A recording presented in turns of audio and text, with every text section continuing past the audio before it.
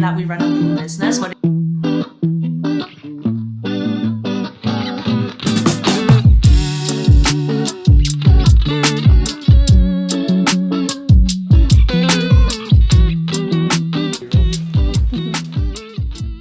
Hey everyone, we are just on an errands day today, really an IT type of day, and that is no other than Ahil. So we're having some issues at one of our properties where we have the Schlage, or I don't know how to pronounce it. Schlage. The Schlage encode, where it just suddenly stopped connecting to the internet. We've had no changes to the internet recently either, and also the camera's being drained really quickly. So we use the Ring camera, the Ring doorbell camera at our properties, and this particular one, usually they should last about what, like 3 to 4 months, yeah. Yeah, the camera should last 3 to 4 months on a full charge, and we did charge it, but it only lasted like less than a month. So Ahil, the IT genius that he is, thinks that it's something to do with the bandwidth of it. So he's gonna go there, take a look at how to diagnose it and figure that stuff out. Since we're on our way to the property, we're just gonna stop by the dollar store to pick up some other extra supplies that we needed that the cleaner told us, and we'll show you how we diagnose the issue, and fingers crossed we can diagnose it. Otherwise, there is a warranty through the Schlage company that we can go through, but it's more work than we want to do or that anyone wants to do. So fingers crossed that we'll be able to diagnose it and fix that.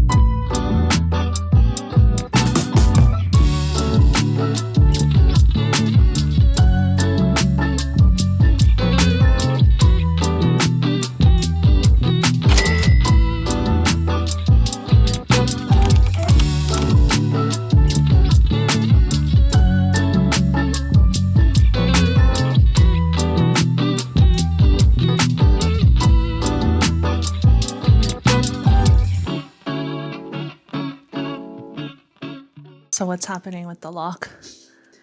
So we've seen quite a lot of things go wrong with these locks.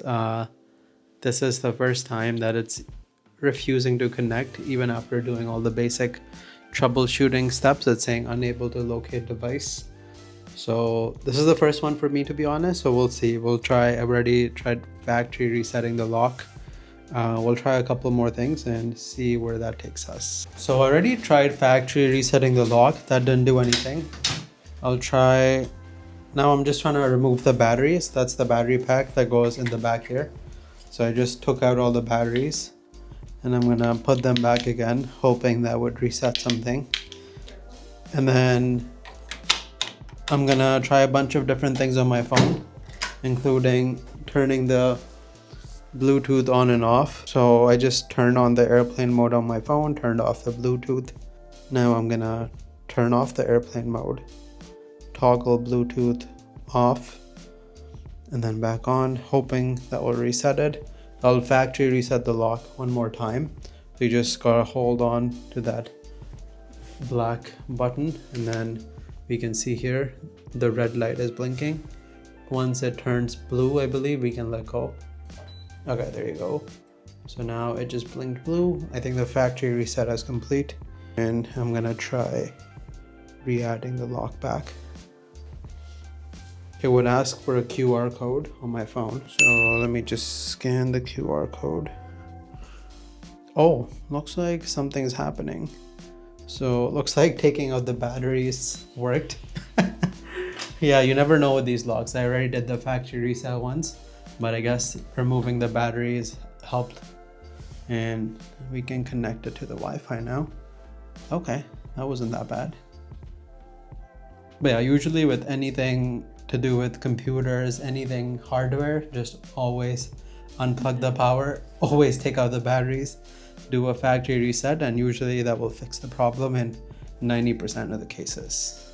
Now I'm adding the Wi-Fi password and now connecting the lock to Wi-Fi. Hopefully all goes smoothly.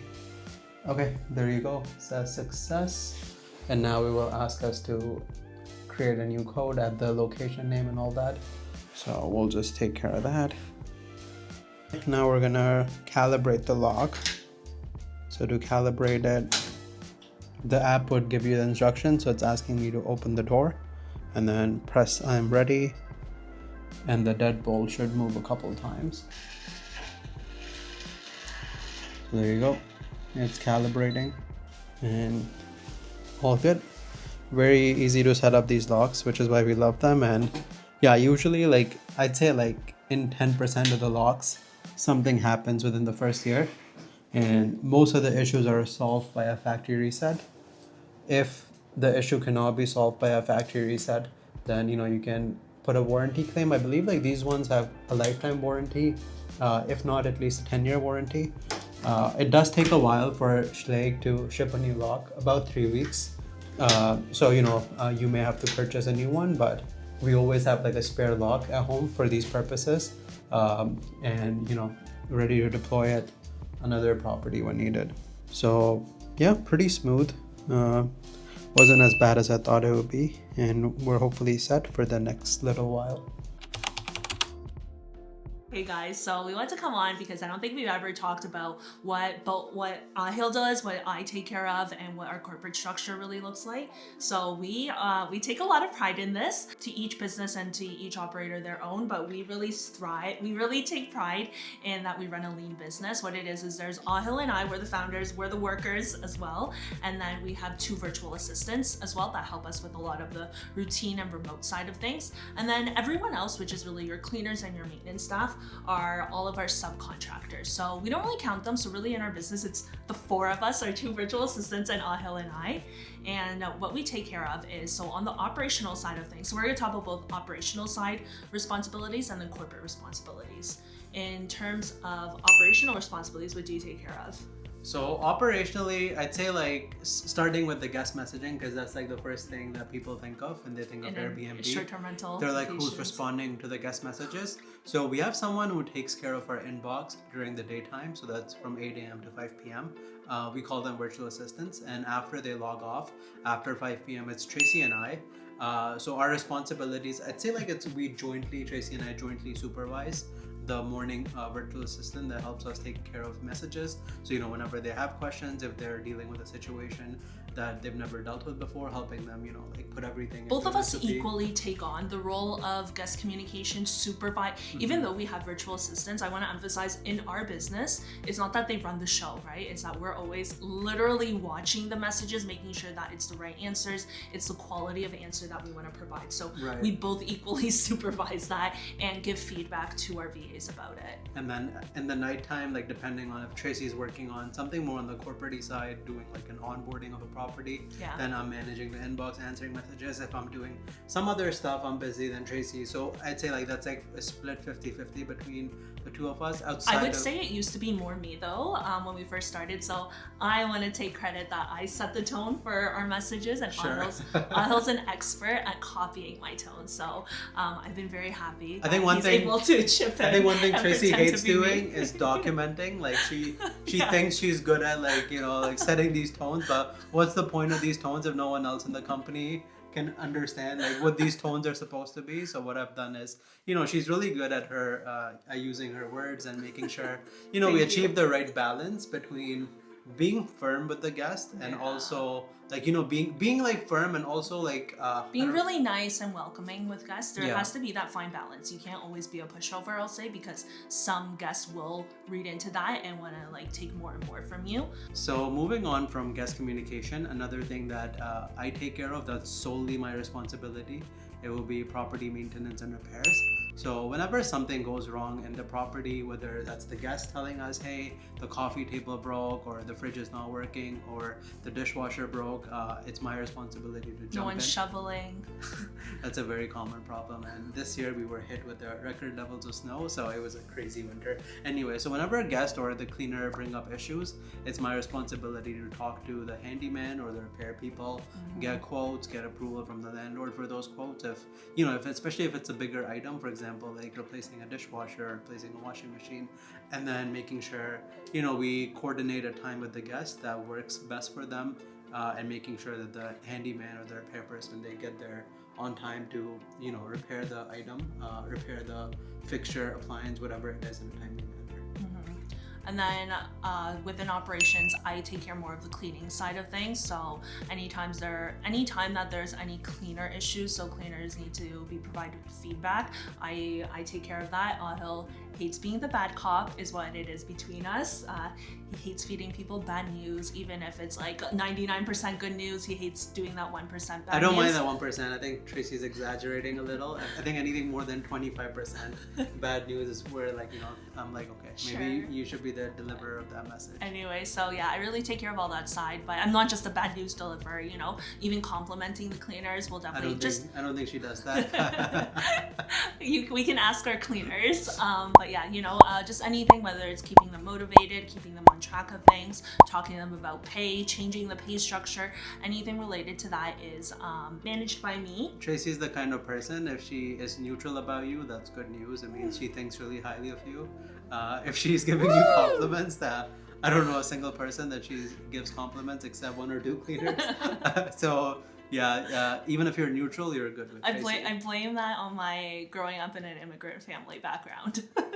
Never being good enough. So yeah, moving on from cleaning, the next big piece will be pricing. So right now I can't remember the exact number of cities we're in, but anywhere from 18 to 20 cities that we're operating in, and we can't do this all by ourselves. We use a pricing software for that, and shout out to Price Labs, which really helps us optimize our clients' properties and our portfolio in all these different cities, making sure we get the top dollar for every single night, making sure we're optimizing between peak season versus low season. So that's where a pricing software really comes in handy.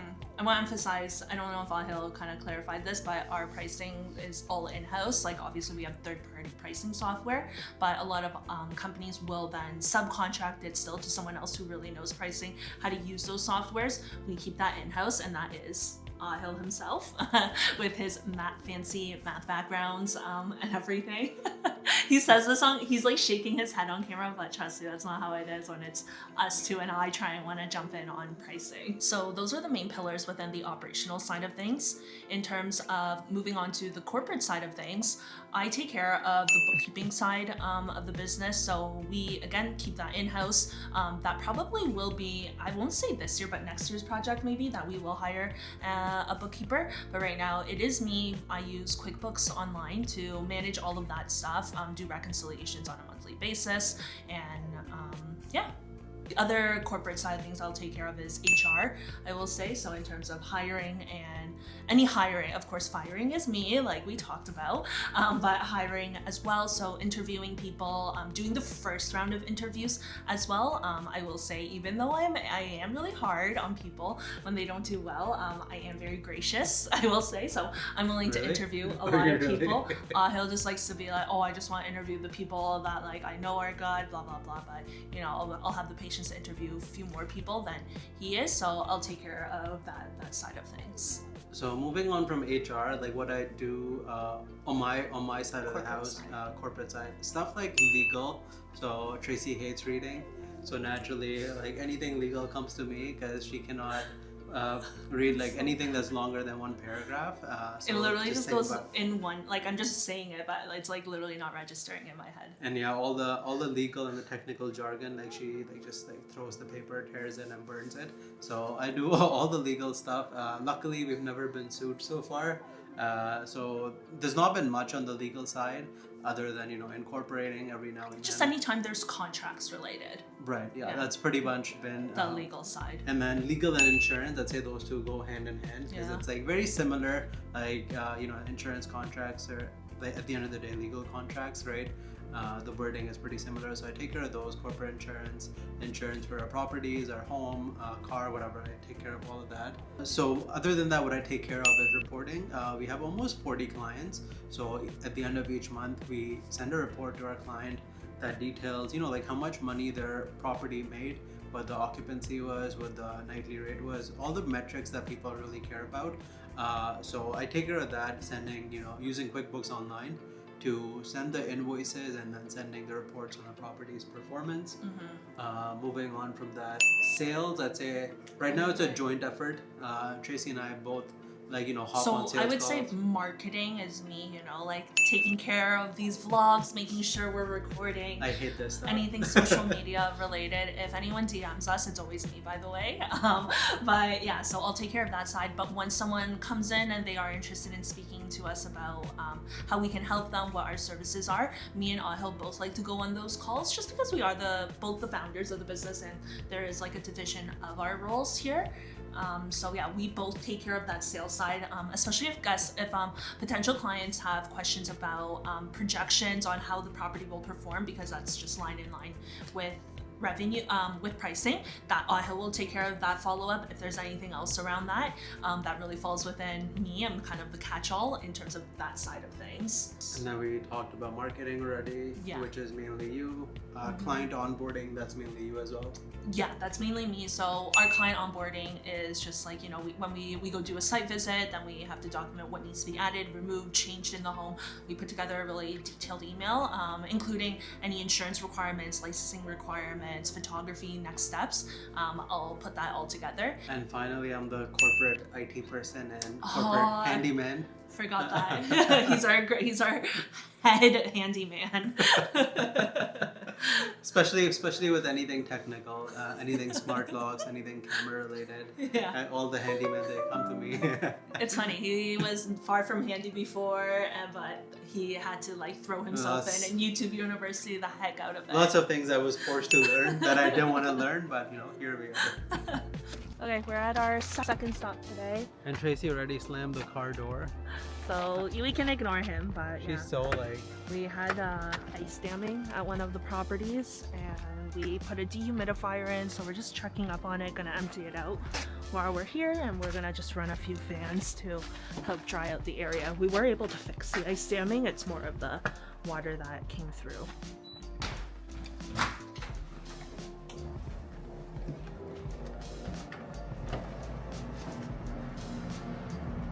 So this is the dehumidifier we put in, and the damage that was observed is up here. It came in through the bulbs here, and you can see it on the roof.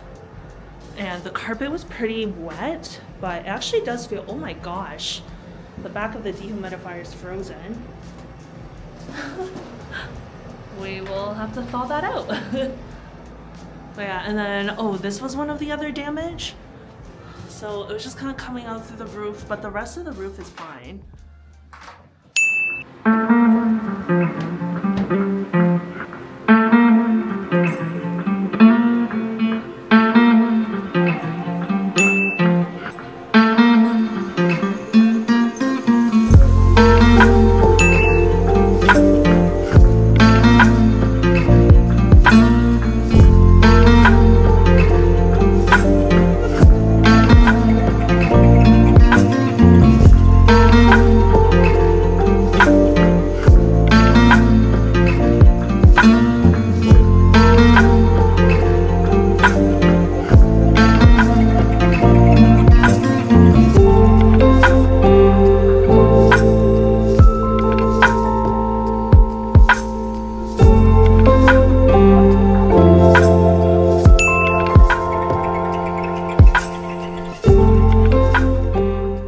Morning, guys. We are on our way to Toronto again. We got an exciting new deal. So we've been in chats with a new owner who has a 2-bedroom condo in downtown Toronto, and we've been going back and forth about the agreement and the details of our co-hosting services. Finally locked it in. We're really excited because oftentimes these clients that have a lot of questions just don't end up signing because they just have so much doubt. But we got it, and we're on our way to do the site visit. and it is at the famous ICE condos. If anyone's from GTA, you probably know about this if you're familiar with the condos in downtown Toronto.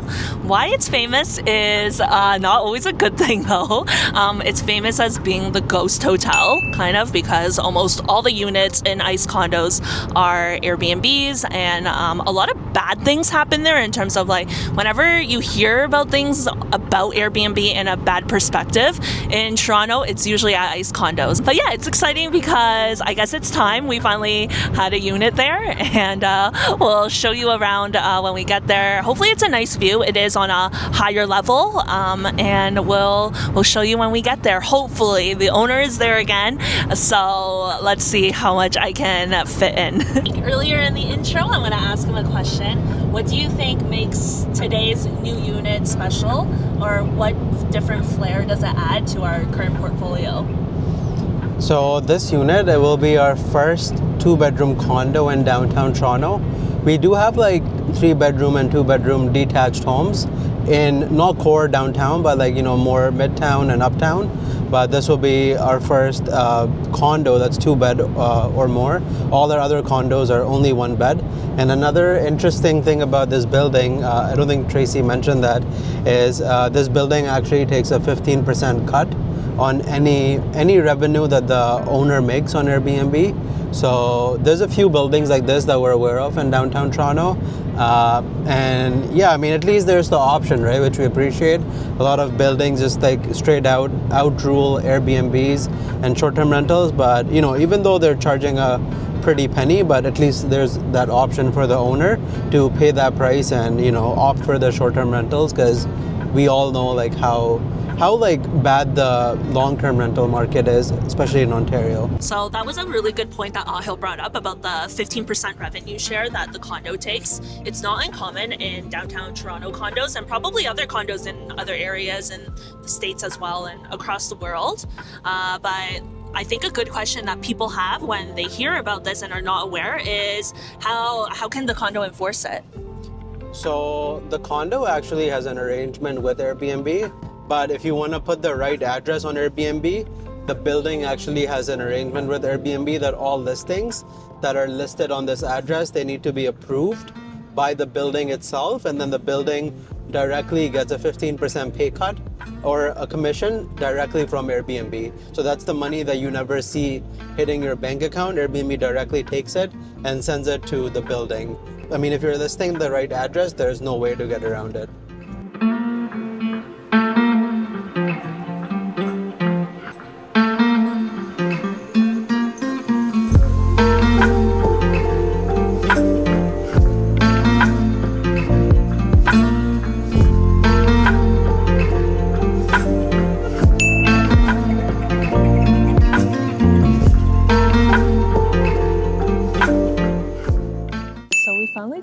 Elevators, and I have no idea where we are. This is the trouble with Toronto. I feel like we're in the office buildings. Okay, we made it close. We now have to go out to go to the building that we need to go to.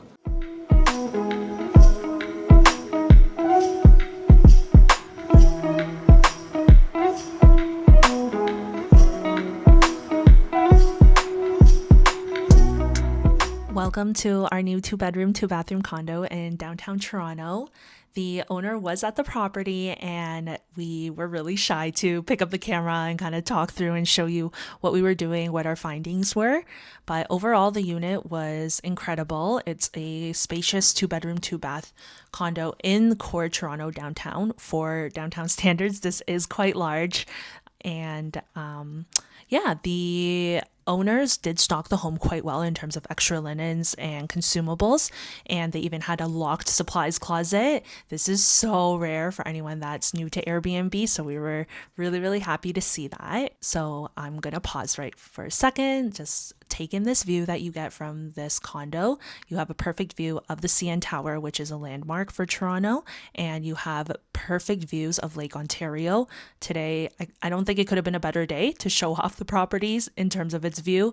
The lake is literally shining with the clear blue skies. What I'm not really showing in this quick whip through of the unit is that it needs a lot of TLC, a lot of deep cleaning, period. So we will be documenting all of this. We already have actually, I think, at this point, and we sent an email to the owner documenting all these issues, provided them a contact for a handyman as well, so we can really spruce this up and ensure that our guests are having perfect 5-star experiences for the price that they're paying.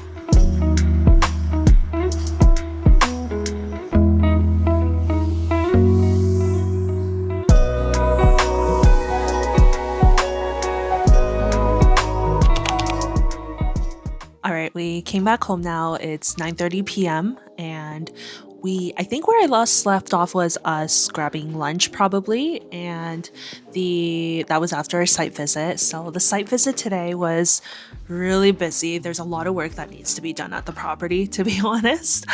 So did a whole whacking list. Need to be fixed, need to be added. Basically, I would say in summary is that it needs a lot of TLC and a lot of disclosures in the listing. So for example, in terms of TLC is that the door lock gets stuck a little, so something needs to be done about there. There's a major issue was that there was like a big thing of black mold on the ceiling that needs to be fixed. The sofa, they used to have a cat, so it's all scratched up. There's actually like a burn hole in it, so you know, figure that out. And lots of deep cleaning, especially of all the kitchen appliances. And then we met up with our friends. They live in downtown, and we haven't seen them in a while, and we felt like today was the appropriate time where we were able to budget things. There weren't anything else happening while we were there. Hanging out with friends is always a little bit difficult with our business, I will say, just because, like I've always said, we are a bit of a micromanager for our business. So we were always watching our phone, hoping nothing blows up or that we don't have to jump in. And it was busy. Our phone was ringing a lot. There was a lot of notifications happening, a lot of cleaner messages, maintenance guys, owners and stuff, but nothing was urgent that we actually ever needed to step away. So that was refreshing for sure. But yeah, now we're back home, clean up our inboxes, all the messages that we kind of not jump into so much, pay some of our cleaners, and then yeah, that's pretty much it. Just wrap up the night. It's already 9:30, so I don't think we'll really do much from there. But anyways, remember to hit the like button, subscribe to our channel, and leave us a comment in the comment box below. But for now, good night and see you next time.